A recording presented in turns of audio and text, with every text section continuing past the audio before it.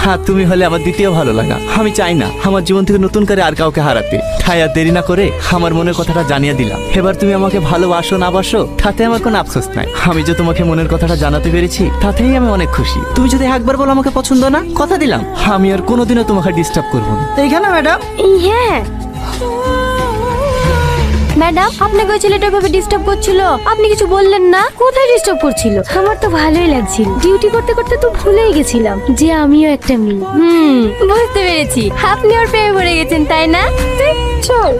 আচ্ছা সাথী, ওই ছেলেটার ফোন করলো না কেন? কোন ছেলেটা? আরে সেদিন টোটোতে বসে ফ্ল্যাট করছিল না, ওই ছেলেটা। ও, ওই ছেলেটা আপনাকে ফোন করেনি?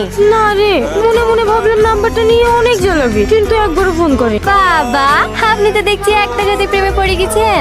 আরে না না, সেরকম কিছু না। হ্যাঁ হ্যাঁ, বুঝতে পেরেছি। ওর অপেক্ষা করে লাভ নাই, আপনি ফোনটা করেন। করবো? করেন না।